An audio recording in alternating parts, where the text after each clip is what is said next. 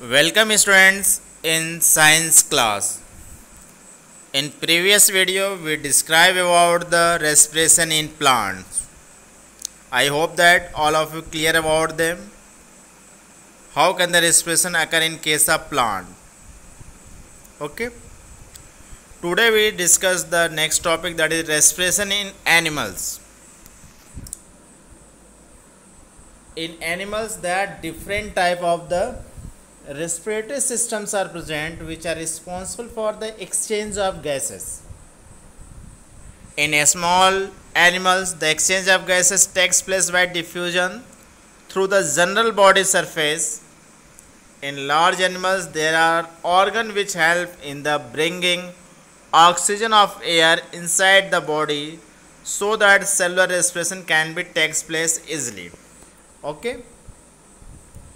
जो lower organisms हैं, small organisms, ठीक है, इसमें जो एक्सचेंज अब होता है गैसेस का, just like in case of amoeba, hydra, aquatic जो एनिमल्स हैं, ठीक, small micro organisms, how can they are exchange of gases? They exchange of gases through the process of diffusions. तो what is the diffusion? First you know about them. What is the diffusion? Diffusion is a process in which, that is the movement of substance from higher concentration to the lower concentration. मतलब जिधर oxygen ज़्यादा और जिधर oxygen कम है, ठीक, movement करना. तो outside ज़्यादा है, इनसाइड कम है, that is movement from through the process of diffusions. Diffusion process के थ्रू होता है एक्सचेंज ऑफ गैसेस, मतलब ऑक्सीजन इनटेक होता है और कार्बन डाइऑक्साइड रिलीज होता है through the body surface. That is clear. But in case of higher organisms that is responsible for the exchange of gases, there is the specialized organ are present for them for exchange of gases. Okay, so let us discuss about the respiration in animals. In different animals, how can they exchange of gases? First we discuss here is the in small organisms like hydra, amoeba, oxygen enter and carbon dioxide goes out by the simple process of diffusions. ठीक है, इसमें diffusion process के द्वारा होता है. Diffusion को क्या होता है? Just like you see this structure of amoeba, ठीक है. अब यहाँ पर ऑक्सीजन जो इसमें डाइजेशन प्रोसेस होता है वो क्या करता है? ऑक्सीजन कंज्यूम होता है. भाई रेस्पिरेशन में बताया था कि ऑक्सीजन का प्रेजेंस में क्या होता है? फूड ब्रेक डाउन होता है, रिलीज होती है कार्बन डाइऑक्साइड. तो इनसाइड कार्बन डाइऑक्साइड ज़्यादा है, ठीक है, और आउटसाइड क्या है? ऑक्सीजन ज़्यादा है, इसका लेवल ज़्यादा है. इनसाइड कार्बन डाइऑक्साइड है और इनसाइड ऑक्सीजन क्या है? लेस है. आउटसाइड क्या है? कार्बन डाइऑक्साइड लेस है. तो क्या होगा? The movement of substance from higher concentrate, oxygen का कंसंट्रेशन आउटसाइड ज़्यादा है, इनसाइड कम है, क्योंकि जो ऑक्सीजन है कंज्यूम हो गया for the breaking down of food. Break करने के लिए उसमें कंज्यूम हो जाता है. तो oxygen movement from outside to the inside through the membrane, ठीक है, मेम्ब्रेन स्ट्रक्चर होता है, सेलुलर स्ट्रक्चर होता है. तो इस प्रोसेस को हम कहते हैं diffusions, means movement of substance from higher concentrate to lower concentrate. That is clear. That is occur in case of amoeba, in case of hydra. Second, in case of earthworm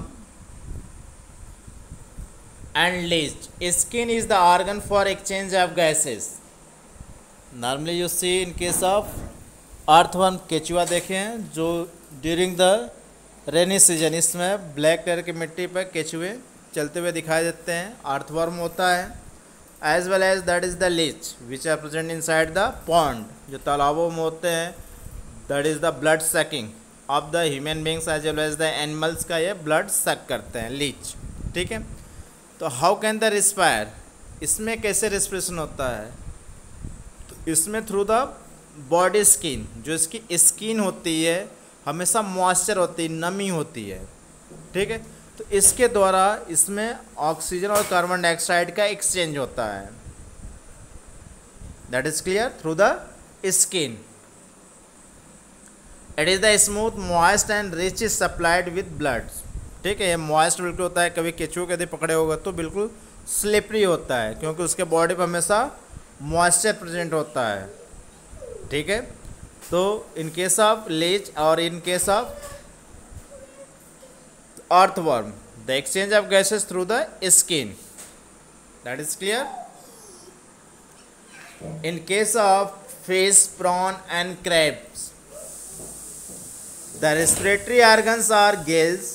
इसमें respiratory organ जो fish होता है, prawn जो होता है और crab जो केकड़े होते हैं, मतलब aquatic animals. How can the exchange of gases? There is the gills are present, specialized organ are present, gills which are responsible for the exchange of gases. Water enter through the mouth and leaves through the gills। इसमें water mouth के द्वारा, देखें fish को mouth के द्वारा water वो सक करते हैं और जब वाटर सक करते हैं उसी के द्वारा जो उसमें ऑक्सीजन होता है वह गिल्स में उसको एब्जॉर्ब कर लिया जाता है और वाटर को जो माउथ में लिया गया गिल्स के द्वारा उसको बाहर निकाल लिया जाता है। ठीक है, this the process occur in case of fish, in case of prawn. Prawn मतलब जानते हो, झींगा मछली जिसको बोलते हैं। ठीक है, झींगा मछली आपका प्रॉन बोलते हैं इसको। क्रेब्स, केकड़े तो देखे होंगे। ठीक है, इन सब में क्या होता है, small gills opening structure are present, head के साइड के बगल में प्रेजेंट होता है, which are responsible for the exchange of gases, just like you see in case of fish. You see here structures, एक गिल्स है, दोनों साइड ये प्रेजेंट होता है। नॉर्मली फिश को यदि पानी में देखो तो हमेशा ये मूवमेंट करता है, मुख के द्वारा पानी ये एब्जॉर्ब करते हैं और गिल्स के द्वारा पानी को हमेशा बॉडी से बाहर निकालते रहते हैं। तो जो मुख के द्वारा ऑक्सीजन वो वाटर ग्रहण करते हैं, उसमें वाटर में जानते हो ऑक्सीजन प्रेजेंट है, उस ऑक्सीजन को कंज्यूम कर लिया जाता है और पुनः जो वाटर है उसको गिल्स के द्वारा बाहर निकाल दिया जाता है। This is the continue process occur in case of aquatic animals. That is clear. In case of insects, they have a network of branches tube called trachea for the respiration। जो insect है इसमें branch structure present होता है, body पूरा branch like structure में बटा होता है जिसको हम ट्रैकिया बोलते हैं।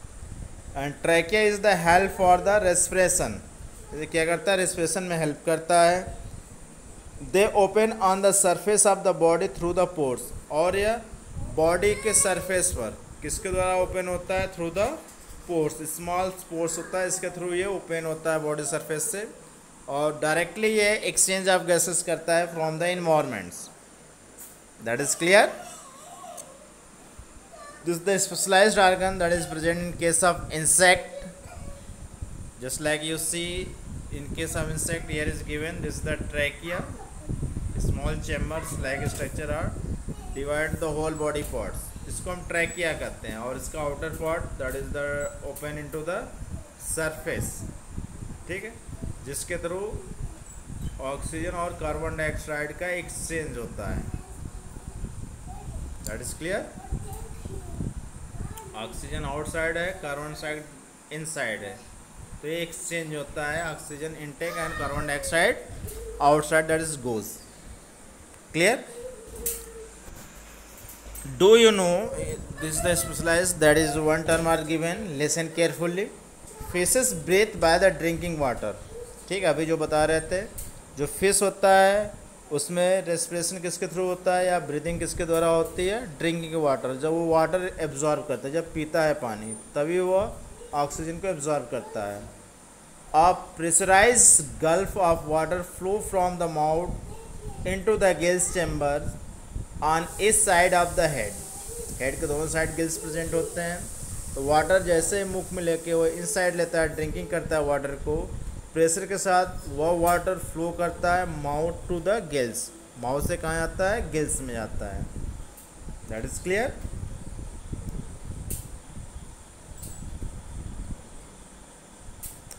Gills located in the gills cleft with in the gills chamber.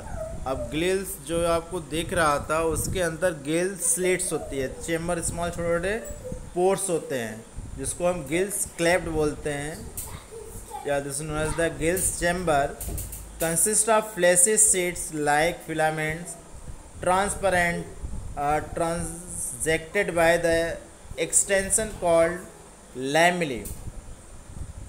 ठीक है, वो एक्सटेंड होता है, this is commonly known as the lamellae, इसको लैमिली बोलते हैं। Small sheet like structure represent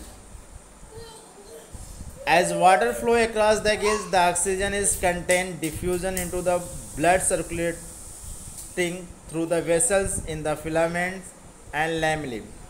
तो यहाँ पर जो ब्लड इम्प्योर ब्लड आता है गिल्स में, क्योंकि इसमें हार्ट तो होता नहीं, ठीक है, तो प्यूरिफाइड कहाँ होता है ब्लड, इसमें गिल्स में होता है। जब पूरे बॉडी से ब्लड गिल्स में आता है, इम्प्योर ब्लड है, ठीक है, means they contain the carbon dioxide, और जो वाटर जो ड्रिंकिंग के थ्रू इनसाइड माउथ में लिया है वो कहाँ गिल से बाहर निकालते हैं। जो गिल स्लिट में जब एंटर करता है तो यहाँ पे एक्सचेंज होता है, जो ऑक्सीजन वाटर के साथ प्रेजेंट है वह इंटर करता है ब्लड वेसल्स में, और ब्लड वेसल में जो कार्बन डाइऑक्साइड होता है वह गिल्स या वाटर के साथ मिक्स होकर के गिल स्लिट के साथ वह गिल के द्वारा बाहर निकल जाता है।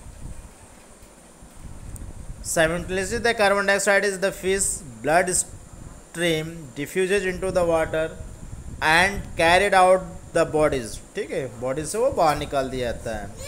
A fish can close the opercula or flaps to tissue covering the gills opening to prevent water from escaping। ठीक है, वाटर जो आउटसाइड का उसको अंदर जाने से उसको प्रिवेंट करने के लिए उसके सरफेस पर एक स्कैपुला होता है। आप देखोगे structure just like you see again, a scapula है, ठीक, एक आउटर कवरिंग होती है जो इसको बंद किए रहता है, और इसके अंदर स्मॉल गिल स्लिट्स प्रेजेंट होते हैं। ठीक है, इसको हम गिल्स बोलते हैं, और उसके अंदर छोटे स्मॉल चैम्बर लाइक स्ट्रक्चर होता है, उसको गिल स्लिट्स बोला जाता है। That is clear. How can the exchange of gases occur in case of fish? Okay, but this is the given the respiration in case of animals। अब human की बात करें, some animals have very well developed spongy organ for respiration। spongy organ present होता है animal bodies में। These are lungs, commonly this is known as the lungs, which are responsible for the exchange of gases। In mammals, the process of breathing is generally supported by a structure called like diaphragm and rib cage। ठीक है, mammals में जो process होता है breathing का, इसको support करते हैं diaphragm as well as the rib cage, दोनों इसमें हेल्प करते हैं। Many of you might have observe the movement of ribs in cow, dogs and small babies while they are sleeping. जब काउस, डॉग या small baby sleeping करती है, मतलब बैठे रहते हैं, काऊ बैठा हुआ है, डॉग बैठा हुआ है, तो you see on the surface, उसके बॉडी सरफेस पे क्या होता है, इजली यू ऑब्जर्व दैम, क्या दिखता है, ब्रीदिंग करते हुए ऑक्सीजन ले रहा है, बाहर छोड़ रहा है। ठीक है, तो you see on the stomach regions, आपको इजली क्लियर हो जाएगा कि जब इनटेक ले रहा है ऑक्सीजन तो क्या इफेक्ट पड़ रहा है, डायफ्राम क्या शो कर रहा है, रिब केज क्या शो कर रहा है, और जैसे ही वो ऑक्सीजन रिलीज़ कर रहा है, कार्बन डाइऑक्साइड बाहर निकलता है, उस कंडीशन में डायफ्राम का क्या कंडीशन शो कर रहा है और रिब केज का क्या कंडीशन शो कर रहा है। ठीक है, जैसे एक एग्जांपल लेके बता रहे हैं, नॉर्मली उससे जब ऑक्सीजन हम लेते हैं, intake the oxygen from outside the inside, क्या होगा, डायफ्राम नीचे की तरफ जाएगा। ठीक है, और रिब केज क्या हो जाएगा, एक्सपेंड हो जाएगा, फूल जाएगा। इसके अपोजिट है, when the release the carbon dioxide into the environment, हम एयर बाहर निकाल रहे हैं, तो उस कंडीशन में क्या होगा, डायफ्राम ऊपर की तरफ चला आएगा और रिब केज जो है वो श्रिंक कर जाएगा। That is clear. और एक कंटिन्यूअस प्रोसेस होता है। So I hope that all of you clear about the respiration in animals. How can they respire, different type of animals? That is clear. यदि आपको यह वीडियो पसंद आया हो तो इसको सब्सक्राइब करिए, लाइक करिए एंड शेयर करिए। Okay, and respiration in human beings we discuss in next video. तो आप इसको सब्सक्राइब करिए, तो नेक्स्ट वीडियो जब भी बना के मैं इस पर अपलोड करूँगा आपको डायरेक्टली वो आपको पहुँच जाएगा। That is clear? Okay, thank you for watching the videos. Thanks.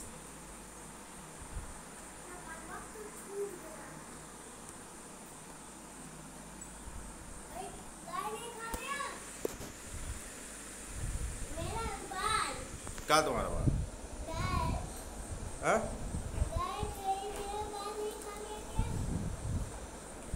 क्या तुम्हारा बात? गिरा सर। ठीक है, उठ जल्दी उठ।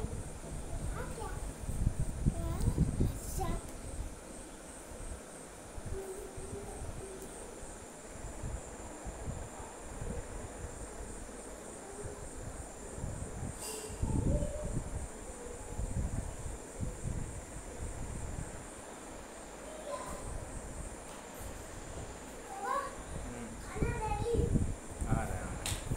कौन सा था?